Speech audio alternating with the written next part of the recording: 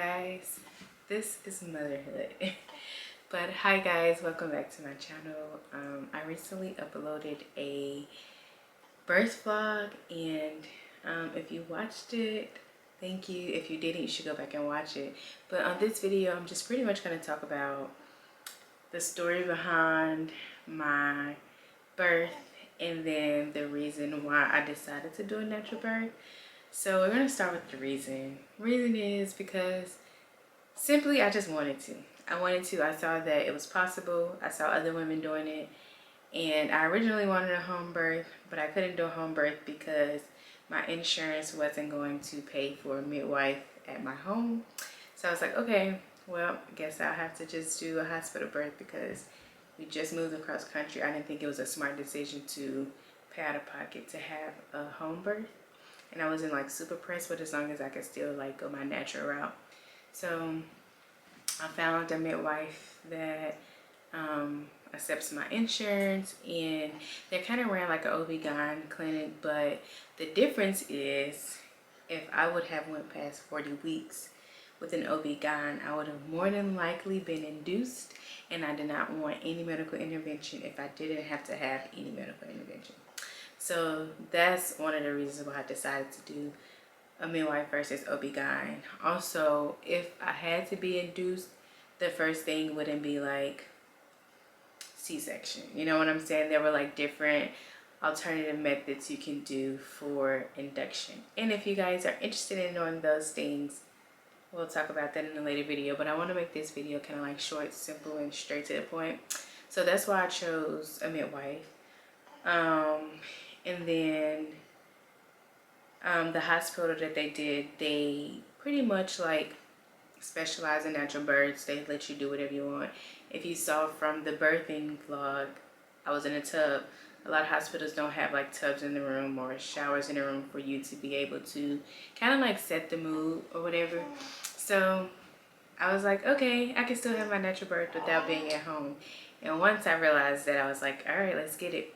So then after deciding that, I was kind of back and forth with getting a doula because I'm like, can I really afford this? And I will say my doula was perfect. Like, she worked with me on like payment plans and stuff like that. So if you are interested in getting a doula, which is going to be a whole nother series, I would say like talk to your doula, talk to your midwife, and you know, see what you can work out with them.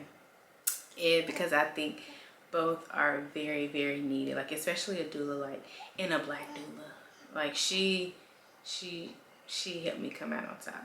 So yeah, that's pretty much why I did that. Also with my doula, with her, I got access to birth education courses, and that was like, I think 2 or 4, I think I took 2 or 4 classes or something like that, but they were like 3 or 4 hour classes that they just educate you on so many different things. Like, oh my gosh, I cannot even begin to tell you all the things that they educated you on. And when I tell y'all it helped. And I used to think people were crazy when they would be like, oh my gosh, this birth education class really helped me have my natural birth, and if it wasn't for this information, like, no. Like, going into the room and knowing your stuff, it's kind of like studying for a test. Like, if you really know what you know, you have nothing to worry about. So fast forward to the day that I went into labor. So the night before, which was December 9th, I started having contractions late that night. Y'all, when I tell y'all I was crying, like I went from the tub, I fell asleep in the tub, because I noticed that water, like even when I used to have menstruation cramps, water is the only thing that helped really soothe my cramps. So I got in the tub, and usually it'll stop after the tub. That kind of like slow down, and that's what happened like when I was having like contractions or Braxton Hicks, like a few days before my actual labor started. I would just get in the tub and it'll kind of like slow down. This time it was like bad. It was to the point where I was like crawling on the floor. I was kind of like crying. It was just bad. Like, Dwayne got out of the bed. We slept on the floor together. We cuddled, and I would say about 4 or 5 in the morning, there was like blood just gushing down. Like, I got up, it felt like my water had broken, but it was just blood. It was just blood just gushing down. So I hurried up and texted my doula. I'm like, hey, I don't know what's going on. I didn't text her, I called her. I was like, hey, I just had a bunch of blood gushing, like whatever. So if you guys are, I was gonna like insert it, but I know it may be a little gross. But if you're interested in seeing what that look like if you're pregnant, and you just want to have an idea of like what a bloody show looks like, what it looks like for your water to break, what it looks like for a mucus plug to come out, I have all of that like documented, and I don't mind sharing it to you personally. But anyway, so I text my doula. She's like, okay, was it water with it? I'm like, no, there's no water. I don't think. It was liquidy because it was running down my leg, like it was a lot. And she was like, okay, call your midwife, see what she says. She was like, but 9 times out of 10, that just means that your cervix is changing, which is good. So I was like, okay, call the midwife. She's like, she pretty much said the same thing my doula said. And they were like, go to a chiropractor, because I had been feeling contractions for a few days. They were like, oh, it could just be prodromal labor, which means like false labor due to the positioning of the baby, and you will start to feel contractions. I was like, okay. But I knew this time was different because the amount of blood that I had lost in the night before the contractions. The next morning, the contractions were still going, but it wasn't consistent contractions. It wasn't to the point where, you know, you use the app, which I'll get into later. You use the app and it tells you, like, okay, they're 5 minutes apart, go to the hospital, or they're 3 minutes apart, it's time for you to go to the hospital. It was more of like a, just they came when they wanted to, they lasted when they, however long they wanted to, however. So at this whole time, we're like, okay, it's just prodromal labor and your cervix is changing, which is why you're bleeding. Just go to the chiropractor, they'll fix it. On the way to the chiropractor, it was like around 8 a.m. I guess, maybe 10 a.m. maybe like 9:30, whatever. I went there and I was still having contractions, and when I got there, the lady was like, she was doing my checkup, and I was like, oh wait, I can't lean over, I can't go this way. She's like, you need to go to the hospital. She's like, do you have your hospital backpack? You need to go to the hospital. So I was like, all right. And I kind of was figuring, because like, even though they weren't consistent contractions, it was stronger contractions, and it was just, it felt different from the past contractions. And the fact that I had been having them since the night before, I was like, something ain't right. So I'm still bleeding at this point, and I'm still having contractions. So I'm like, Dewan, let's go to the hospital. I just want to go to the hospital. I feel okay with going. I feel okay with staying, because I know that labor is near. Like, this was the first time I felt confident in saying that labor was near. Like, if you saw my birth log, you saw like it started the day of like his due date, or maybe past his due date, and I didn't feel anything. And then like as time progressed, like they started to get stronger, but this time felt really different. So I was like, okay, going to the doctor. So my midwife was like, okay, come up here, I'll cervical check you, you know, see where you are, and then from there we can just kind of like, you know, determine if you're gonna stay or if you're gonna go home. I was like, okay, I had my hospital backpack, and I was telling Dawn to get everything. I'm like, get everything, because I knew we wasn't coming back home. For one, I didn't really want to labor at home, because I didn't know. The contractions was kind of bad, honestly, and driving in the car kind of made it worse. So I was like, I don't know if I want to just come home and then go back. So I was like, I'm gonna stay. Anyway, got there, she checked me, and she was like, you are 4 centimeters and you are 75% E-face. So these are the 3 things that I learned in my birth education class. In order for you to start pushing, you have to know 3 things. Not only just how far you're dilated. So you know you have to be 10 centimeters dilated to start pushing. You also have to be 100% E-face, which means that your cervix must have to be 100% thinned out in order for you to start pushing. And then your station is the baby should be at least at a, what? Should be past 0, which is like, I guess, the crowning. And then +1 and +2 is like your pushing time. Like, okay, it's time to push.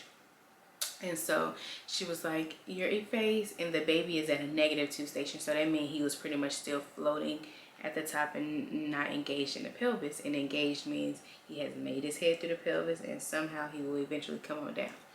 So I was like, okay. She was like, so what do you want to do? Do you want to like wait around for 2 hours to see if you kind of, you know,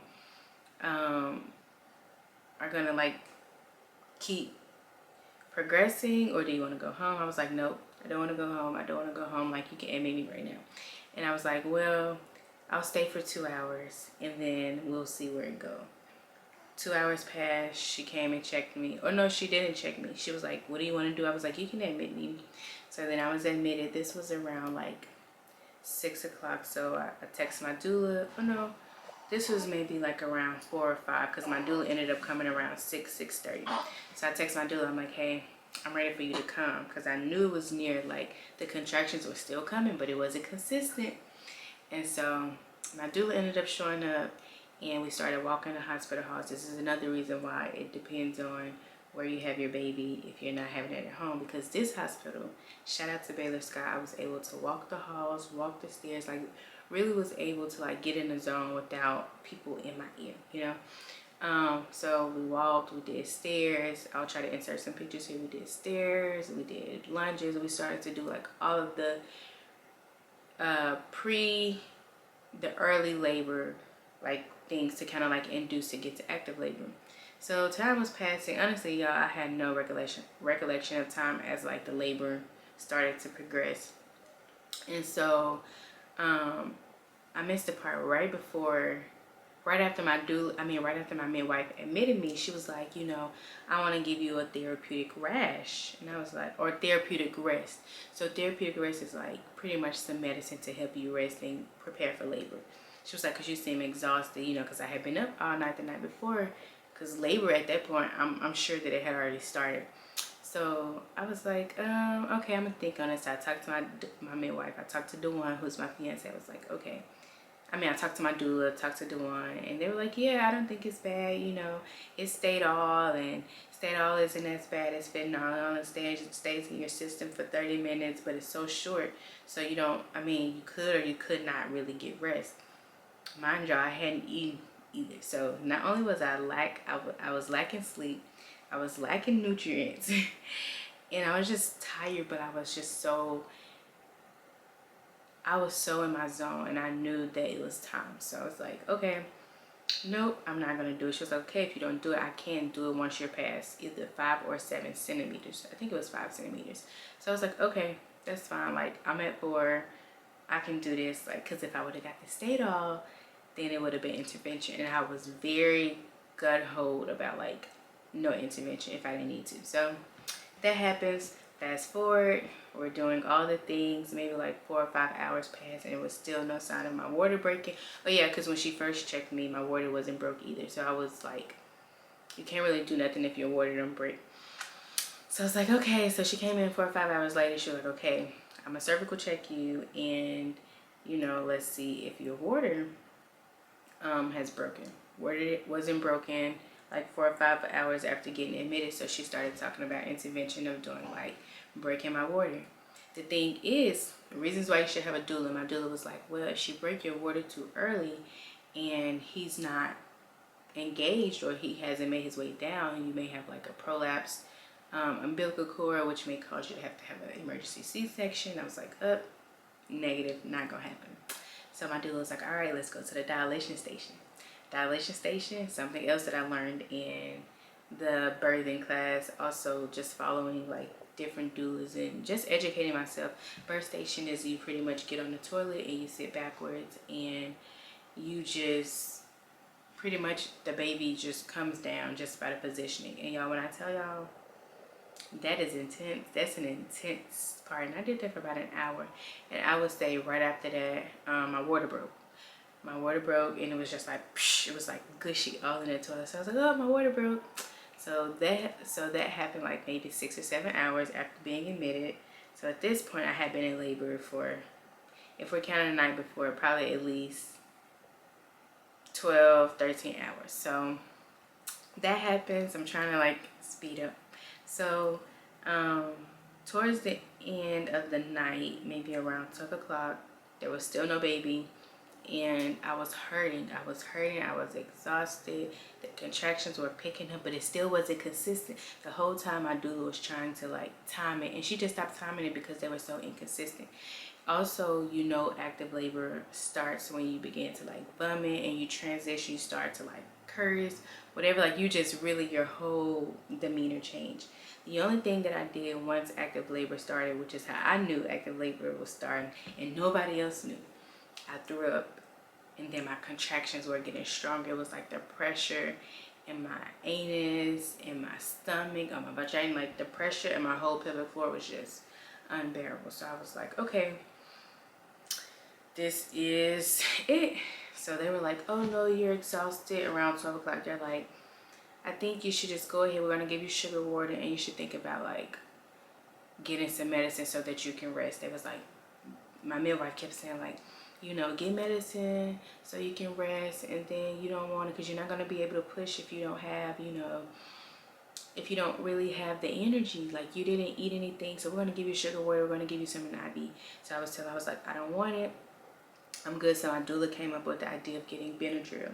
So we did the Benadryl like around 1 or 2 a.m., maybe like 3 a.m. We did the Benadryl through the IV, and that hit, y'all was so sleepy. And that only lasted for like maybe like 10-15 minutes, but the Benadryl was kicking in at the same time that he was pushing to come down.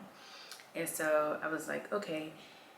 She checked me again. This was, it's, my timeline is off, but this was, she checked me right before I got the Benadryl. And she couldn't, the midwife, she couldn't really check me because I couldn't sit down because I was in so much pain. So she was like, she didn't tell me because I said I didn't want to know. At this point, if I would have known, I would have been like, hand me the epi, no questions about it. So they ended up telling me I was like 6 centimeters, and that I had like something wrong with my cervix. It was like a flap. It was like swollen pretty much. And I was like, there is no way I am 6 centimeters, y'all. Like, I couldn't have been 6 centimeters. So at that point, when they told me I was 6 centimeters, I was like, okay, give me the epidural. Because at this point, I was having the urge to push. The pressure was getting big, like more intense. My contractions wasn't consistent, so they didn't feel like I was in active labor. I was still being calm. So I was like, okay. So long story short, I got the Benadryl. I told them I wanted the epidural, but the one, which is why your partner is also important, he went out, they did me one more cervical check before I got the epidural, before they were going to give me the epidural. It was okay, let's do a cervical check. So she did a cervical check, and they went outside and talked about it, because again, I didn't want to know. And I was 9 centimeters, y'all. And it was like, she's fully effaced, she's 9 centimeters. And before Dewan could come back and tell me that, y'all, I was in the tub, and I was like, I have to push. So my doula and Dewan came in there, and I started pushing. And my doula was like, are you pushing, or is your body pushing? I was like, I'm pushing. She was like, okay. So I was steady pushing. I feel like she was just confused on where I was with my labor, so she didn't want me to like exhaust myself out, because at this point it's 4 in the morning. We had been there since, well, she had been there since 6 p.m. and I was there since like 12 or 2 p.m. And so she's like, okay. So as I'm pushing, she's like, wait, I see the head. I'm like, I knew it, y'all. When I tell y'all I knew it, I knew that baby was coming. Y'all, trust your body. Like, I'm doing this video because I was offered medicine at least 3 or 4 times on like 3 or 4 different occasions. And the very last time I was like, okay, I'm gonna do it. I'm gonna just get the medicine, because there's no way I'm 6 centimeters and I'm feeling like this. But I knew that baby was coming, y'all. I was pushing, I was getting him out. And by the time they could come back with the epidural, baby, they didn't even get to go tell the anesthesiologist that I needed the epidural, because I was already on my hands and knees pushing, because I trusted my body and I did it. It's all a mental game. Like, I may not have had all of the physical energy, but like, because mentally I was telling myself, you're almost there. And like, they was giving me so many breathing techniques. Like, if you saw in the birth video, I was doing like a lot of like that was like horse breathing, I think my doula had said, and it was really keeping me calm. And towards the end, my doula was like, I really just didn't know you were in labor, because you just were so calm. Like, yes, you were like, I guess like showing that you were in pain, but it wasn't like you were cursing, you wasn't going crazy. And I was just trusting the process, y'all. And that's how I was able to have my natural birth in a tub as if I was at home. Like, it was amazing. Like, if you saw, like, I ended up pushing to I think it's 24 by Kanye. It was just so beautiful. I just wish I could replay that day all over again. Every single day. It was just amazing. So yeah, trust your body, educate yourself, and don't let people pressure you into doing something that you don't want to do. A lot of times we are pressured to get induction because we are over 40 weeks or we're over 41 weeks. You can really go up to 42 weeks. everything is an estimate. Unless you and your baby are at high risk, like don't not do your birth plan. This is an encouragement to trust God, follow your heart, believe in yourself, and like go for it. Go for it. So that is my story. I hope that helps somebody out. I tried to make it quick as possible. So if you have any questions within the gaps that I kind of missed, like feel free to comment or inbox me and I'll be sure to answer. You guys enjoy. And just to let you know, I nursed this baby the whole time I was talking. And now he's asleep.